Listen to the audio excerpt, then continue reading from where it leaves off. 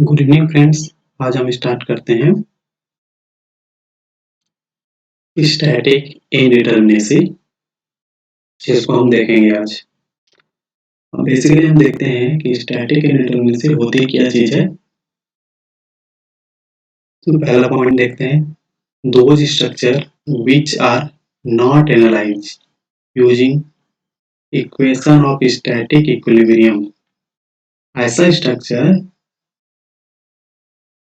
जो हम static of equilibrium static of equation of static equilibrium की हेल्प से सॉल्व नहीं कर सकते या एनालाइज नहीं कर सकते। ऐसे स्ट्रक्चर को हम क्या बोलते हैं? इनडिटरमिनेट स्ट्रक्चर कहते हैं, या तो हाइपरस्टैटिक स्ट्रक्चर कहते हैं। और इस टाइप के स्ट्रक्चर को हमें सॉल्व करने के लिए कंपैटिबिलिटी इक्वेशन के यूज करते हैं। जैसे हम एग्जांपल के थ्रू समझते हैं। यहाँ पर एक प्रॉप कैंटिलीवर बीम लेते हैं। हमने यहाँ एक प्रॉप कैंटिलीवर बीम लिया, ये देखते हैं।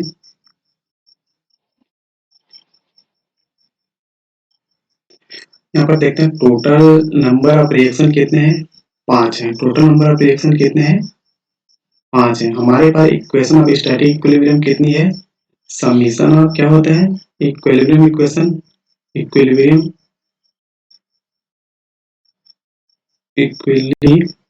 इक्वेशन कितने हैं? समीशन ऑफ एफ एक्स बराबर 0, समीशन ऑफ एफ वाई बराबर 0, समीशन ऑफ एम जेड बराबर 0। तो इनकेस हम 2D में बात करते हैं तो इक्वेशन ऑफ इक्विलिब्रियम कितने हमारे पास? 3 है। हमारे पास टोटल नंबर ऑफ रिएक्शन कितने हैं? 5 हैं। और इक्विलिब्रियम इक्वेशन कितने हैं? 3 है। तो इस स्ट्रक्चर को हम इक्विलिब्रियम इक्वेशन का यूज करके एनालाइज नहीं कर सकते, क्योंकि इसमें नंबर ऑफ अवेलेबल रिएक्शन कितना है? जितना जरूरत हमें स्टैटिक इक्विलिब्रियम की इक्वेशन से एनालाइज करने से, तो अवेलेबल इक्वेशन कितना है? ज्यादा है।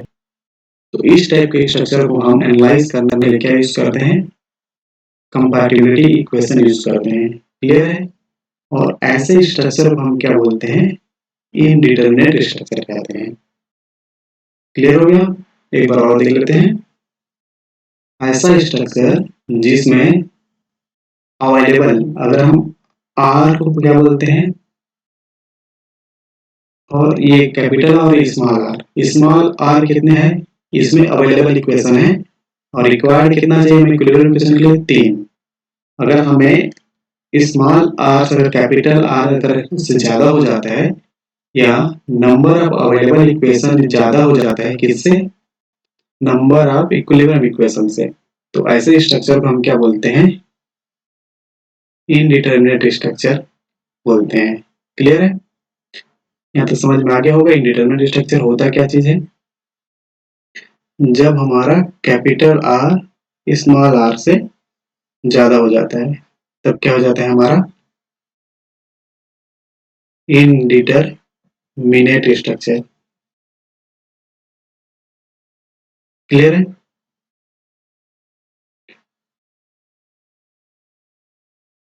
अब देखते हैं हमने क्या क्या है। इनडिटरमिनेट स्ट्रक्चर को समझ लिया, और इनडिटरमिनेट स्ट्रक्चर को 2 तरीके से बांटा गया है। पहला क्या है? External static इनडिटरमिनेसी। दूसरा क्या होता है? Internal static इनडिटरमिनेसी। तो हम पहले देखेंगे एक्सटर्नल स्टैटिक इनडिटरमिनेसी होती क्या चीज है। तभी हमने देखा, अगर सिंपल से देखते हैं DSE, या तो हम इसको क्या शो करते हैं? DSE, external indeterminate structure. DSE हमने क्या देखा था अभी? Capital R minus small R. ये हमारे क्या दिखाता है? External static indeterminacy. वहीं इनकेस हम 2D की बात करते हैं, तो हमारे स्मॉल आर की वैल्यू कितनी हो जाती है? 3। अगर हम 3D की बात करते हैं, तो हमारे स्मॉल आर की वैल्यू कितनी हो जाती है? 6 हो जाती है। जैसे हम इसको एक एग्जांपल के थ्रू समझने की कोशिश करते हैं। जैसे पहले लिया था हमने, क्या लिया था? एक प्रॉप कैंटिलीवर बीम ले लिए थे। इस प्रॉप कैंटिलीवर बीम में हम देखते हैं,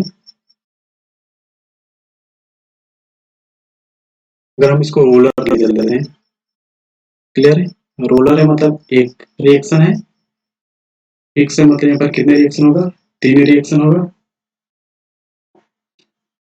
ठीक है। तो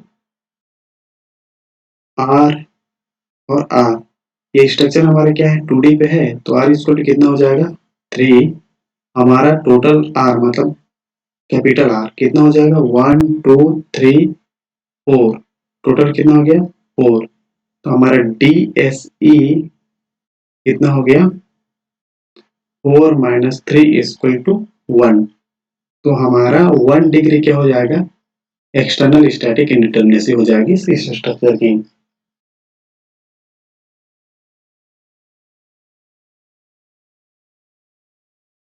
ये आर समझ में आ गया और ये आर समझ आ गया। कैपिटल आर का सीधा मतलब है total number of reaction, capital R का सीधा मतलब क्या है, टोटल नंबर ऑफ रिएक्शन। वही हम स्मॉल आर के बाद देखते हैं, तो इक्वेशन ऑफ स्टैटिक इक्विलिब्रियम,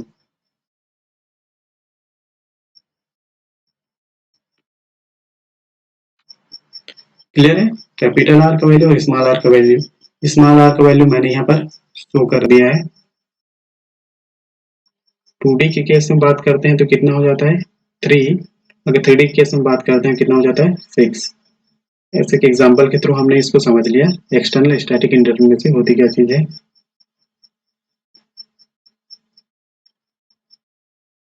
हमने इसमें केस 1 देखते हैं, beam subjected to general loading condition पे।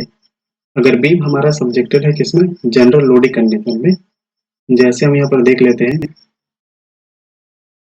यहाँ पर एक फिक्स बीम है और यहाँ पर एक क्या है, इंक्लाइन लोड है, और कोई इंक्लाइन लोड है तो हम इसमें देख लेते हैं हमारा ये क्या है, फिक्स, ये क्या हमारा फिक्स सपोर्ट है। तो हम टोटल नंबर ऑफ रिएक्शन इसमें देखते हैं,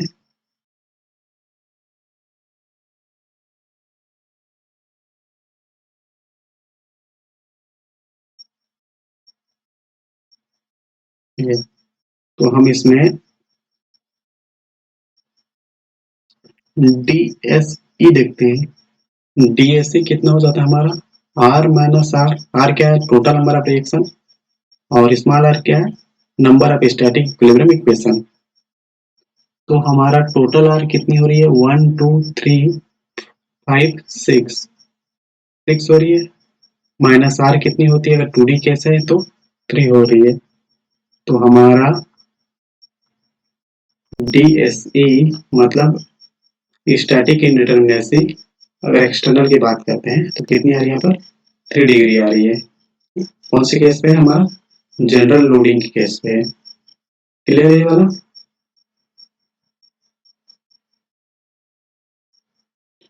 अगर हम केस नंबर दूसरा देखते हैं, अगर हमारा बीम क्या है वर्टिकल लोडिंग कंडीशन पे है, हमारा वर्टिकल लोडिंग कंडीशन का है मतलब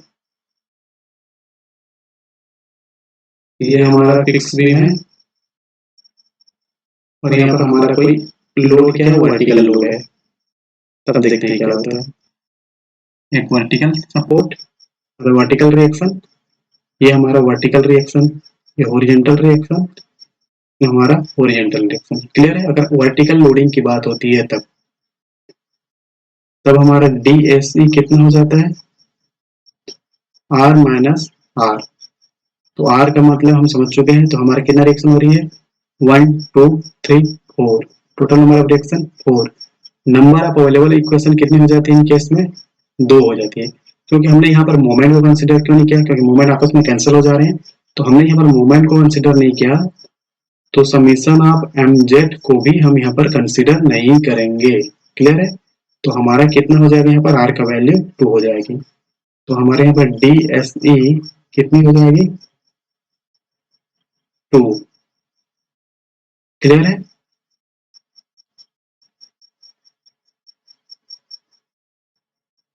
जैसे हम यहाँ पर निकाल ही चुके हैं, एक बार और देख लेते हैं। ये हमारा अगर प्रॉप कैंटिलीवर बीम है तो हमें इसका डीएसी निकालनी है। तो डीएसी हमारा क्या होगा तो हम देख लेते हैं। हमारा horizontal reaction, vertical reaction, moment, एक वर्टिकल रिएक्शन, दूसरा हॉरिजॉन्टल रिएक्शन। तो हम क्या जानते हैं, DSE equal to R minus R. तो हमारा कैपिटल आर कितना हो रही है, 1 2 3 4 5 माइनस स्मॉल आर कितनी हो रही है, 3। तो D S E equal to कितना हो जाएगा, 2। हमारे कितना है, 2 डिग्री एक्सटर्नल स्टैटिक इंडिटरमिनेसी है। क्लियर है इस बीम का? ये वाला क्लियर हो गया कैसा आता है? हमने क्या देखा, यहाँ पर एक प्रॉप कैंटिलीवर बीम है। तो हम क्या जानते हैं, अगर फिक्स की बात हो रही है, फिक्स में नंबर ऑफ रिएक्शन कितनी होती है, 3 होती है। जैसे 1 2 3। अगर यहाँ पर हमें इन सपोर्ट है तो क्या हो जाएगा, ये 4 ये 5। तो कैपिटल आर इक्वल टू 5 और स्मॉल आर इक्वल टू 3। तो कितना हो जाएगा, 5 माइनस 3 इक्वल टू 2। तो हम यहाँ पर समझ गए डीएसए निकालना या number of 2 degree external static indeterminacy होगी इसकी। क्लियर है?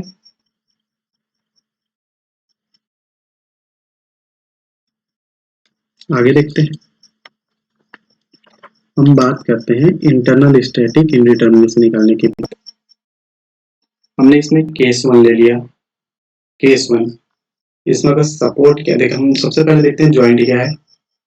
Pin jointed plane frame. अगर 2D की बात कर रहे हैं, 2D ट्रस की बात कर रहे हैं, अगर 2D ट्रस की बात कर रहे हैं तब क्या हो जाएगा, pin jointed plane truss. 2D truss की बात कर रहे हैं तब क्या हो जाएगा, हम क्या जानते हैं, total number of equation, total number of reaction. हमने क्या देखा था डीएसी पे, capital R minus small R समझा था। हमने क्या समझा था, capital R minus small R, यही समझा था। तो कैपिटल आर का मतलब क्या था, टोटल नंबर ऑफ रिएक्शन था, माइनस कितना था, अवेलेबल इक्वेशन ऑफ इक्विलिब्रियम था।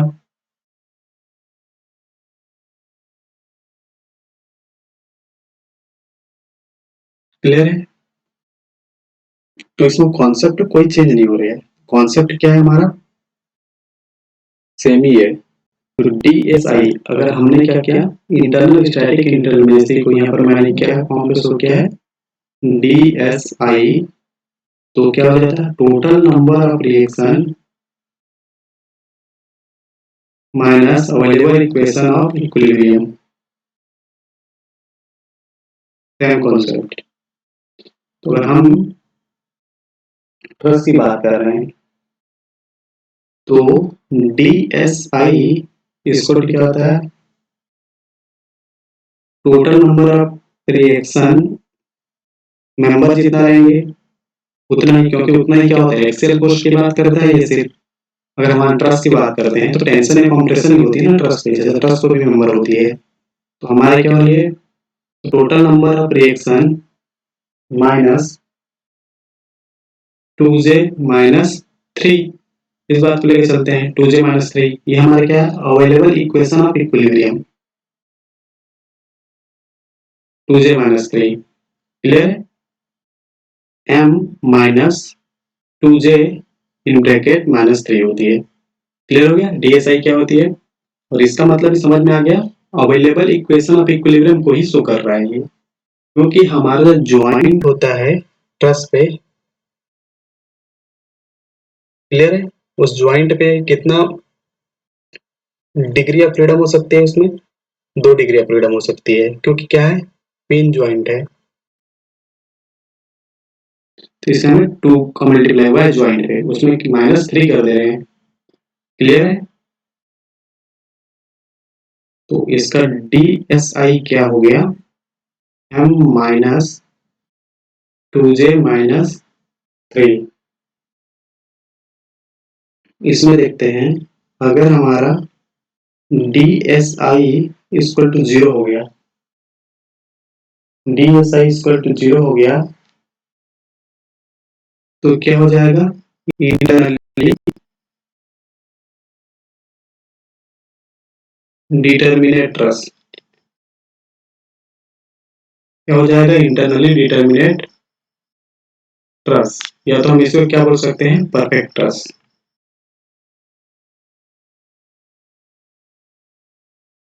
क्लियर है?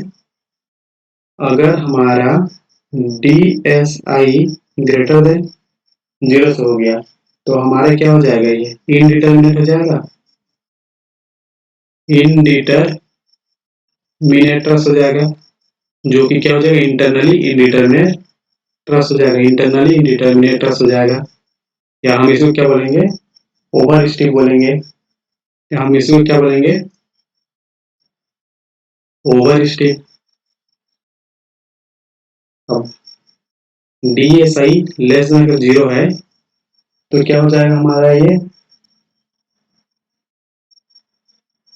ज्योमेट्रिकली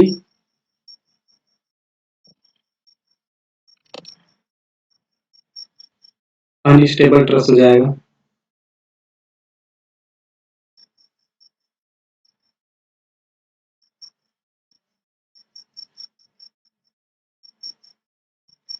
क्लियर है? हमारा सेम कॉन्सेप्ट लेके चलना है, total number of reaction minus available equation of equilibrium. तो सेम DSI इक्वल टू क्या आ गया हमारा? M minus 2J minus 3। तो DSI इक्वल टू 0 हो गया, मतलब क्या है? हमारा इंटरनली डिटर्मिनेट ट्रस हो जाएगा, इसको हम क्या बोल सकते हैं? Perfect truss. अगर DSI हमारा कितनी है? ग्रेटर देन 0 है, तो हमारा क्या हो जाएगा? इंटरनली इनडिटर्मिनेट ट्रस, या तो हम इसे क्या बोल सकते हैं? ओवर स्टिक बोल सकते हैं। वही हमारा DSI लेस देन 0 है, तो हमारा क्या हो जाएगा? जियोमेट्रिकली अनस्टेबल ट्रस हो जाएगा। क्लियर हो गई है? केस वन हमारा क्या है? Pin jointed 2D truss.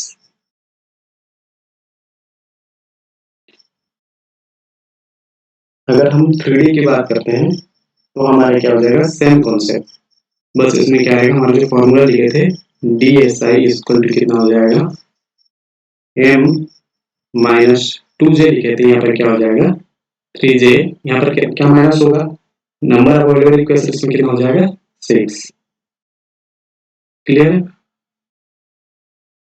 ये इसको याद रख लेना है, M minus 3J minus 6। Clear है? केस नंबर 2 पे, अगर हम केस नंबर 3 पे बात करते हैं, 2D and 3D rigid frame की बात कर रहे हैं। अगर हम फ्रेम की बात कर रहे हैं, तब हमारा कैसा हो जाएगा? DSI equal to 3C। तो हम समझते हैं कि 3 क्या होती है? Number of close loop. C क्या होती है? Number of close loop. Clear है? अगर DSI, अगर ये किसका है? 2D की बात कर रहे हैं, तब अगर हम 3D में बात कर रहे हैं, तब क्या हो जाएगा? DSI equal to 6C। C का मतलब सेम है, नंबर ऑफ क्लोज लूप। अगर हमारा ज्वाइंट हाइब्रिड ज्वाइंट है,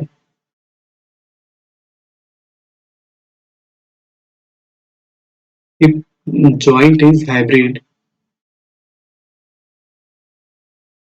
मीन्स अगर इंटरनल हिंज आ रही है, तब क्या होगी? हाइब्रिड। अब if our joint is hybrid या इंटरनल हिंज की बात हो रही है, इंटरनल हिंज आ रही है, अगर ज्वाइंट में कहीं पर इंटरनल हिंज आ रही है, तब की बात कर रहे हैं, तब हमारा 2D के केस पे क्या हो जाएगा? DSI equal to 3C minus R minus R। Clear है? अगर समझते हैं, R माइनस R का मतलब क्या हो रही है। 3D इक्वल टू क्या हो जाएगा, DSI equal to 6C minus R R। तो यहाँ पर R का मतलब क्या हो रही है, total number of internal reaction released. Total number of internal reaction release. Clear है? आर का मतलब क्या हो रही है, total number of internal reaction release. Clear है? D S I equal to कितना हो गया, 3C। D S I equal to कितना हो गया, 6C। अगर 2D की बात कर रहे हैं यहाँ और 3D की बात कर रहे हैं यहाँ, अगर हिंज आ रही है जॉइंट पे, इंटरनल हिंज, तो 2D के लिए ये हो जाएगा और 3D के लिए ये हो जाएगा। क्लियर है? हमने क्या क्या देख लिया था, 2D के लिए क्या देखा था, 3C 6C, DSI 3C minus number of release reaction R minus R। R क्या होती है, total number of internal reaction release. Clear? आगे देखते हैं, एक ब्रीफ में देख लेते हैं।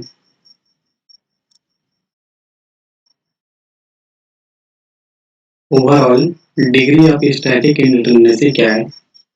ओवरऑल डिग्री ऑफ स्टैटिक इंटरनेसी हमने देख लिया था, एक्सटर्नल है और इंटरनल स्टैटिक इंटरनेसी, मतलब DSE plus DSI equal to total.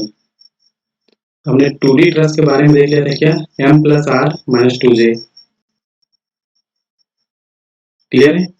हमने वही देख लिया था, M क्या होती है, मेंबर होती है, R क्या होती है, external reaction total reaction, J क्या होती है, ज्वाइंट होती है।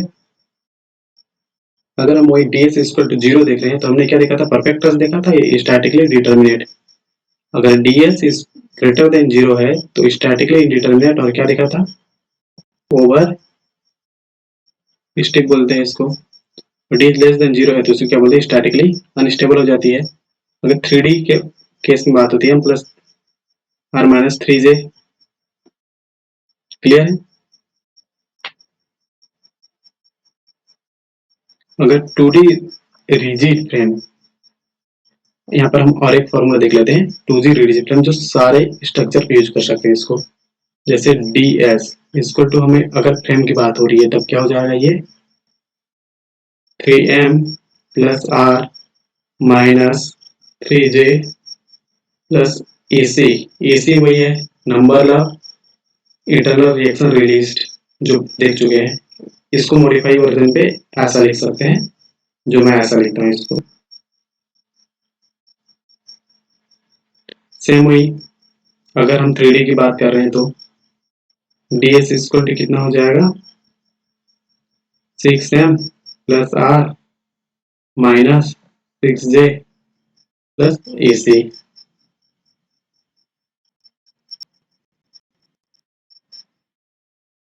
क्लियर है?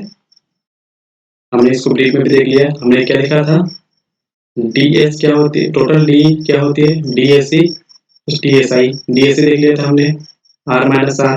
क्लियर है? DSI हमने क्या देखा था, 2D ट्रस के लिए M plus R minus 2J। यही हमने डिटर्मिनेटर्स देख लिया था, ओवर स्टेटस देखा था, स्टेबल ट्रस देख लिया था, हम 3D देख लिए। अगर हम फ्रेम की बात करते हैं तो क्या हो जाएगा, 3M plus R minus 3J plus CC। अगर हम टोटल की बात कर रहे हैं तब की बात है ना, ये 3D में आ रही है तो ये। क्लियर है?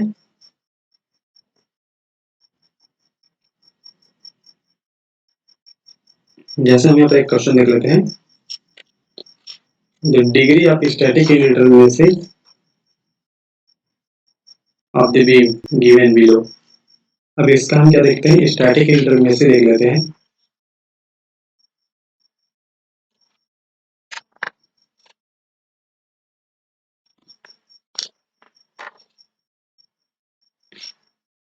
तो हम क्या देख रहे हैं यहाँ पर, ds। एक ही फॉर्मूला लगा रहा हूँ जो हमें डिग्री ऑफ स्टैटिक इंटरफेरेंस बोला है, मतलब total number of static interference निकालना है। तो ds इक्वल टू क्या है, dse प्लस dsi। क्लियर है, dse प्लस dsi होगा।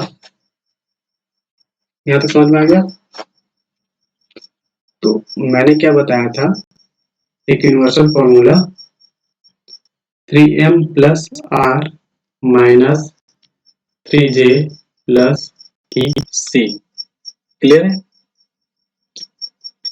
तो हम देखते हैं m का मतलब सब मेंबर है, तो कितना मेंबर हो रही है, एक मेंबर, दो, तीन मेंबर हो रही है।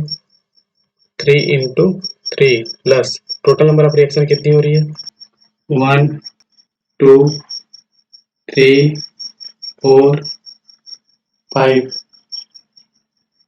कितनी हो रही है, 5 माइनस 3 इंटू ज्वाइंट कितनी है, 1 2 3 4 ज्वाइंट है, प्लस यहाँ पर एक इंटरनल हिंज है। कितने मेंबर्स जुड़ा हुआ है, दो मेंबर्स है। कितने मेंबर्स जुड़ा हुआ है, दो मेंबर्स है। तो यहाँ पर इसी की वैल्यू कितनी हो जाएगी, 1। क्लियर है। क्योंकि अगर इंटरनल हिंज, इसको सीधा समझने के लिए हम क्या कर सकते हैं, n-1 ऐसे। अगर n क्या है, कितने मेंबर से जुड़ा हुआ है, जैसे एक मेंबर, दो member, 2 minus 1 equal to 1 equal to क्या हो जाएगा, ई से। तो हम ई से इक्वल टू 1 डाल दिए, तो ये हमारे कितने हो जाएगा,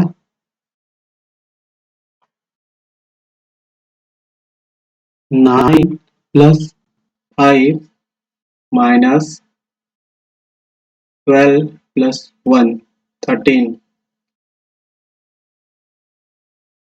14 माइनस 13 इक्वल टू 1।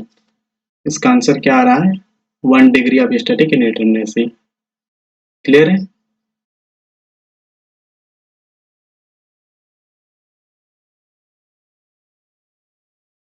यहाँ पर फिर निकाला है total degree of static interference.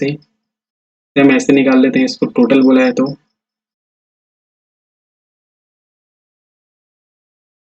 DSE equal to 3m plus r minus 3j plus EC। तो हम कितना मेंबर देख लेते हैं यहाँ पर, सबसे पहले 1 2 3 4 5 6 7 8 9 10 11 12।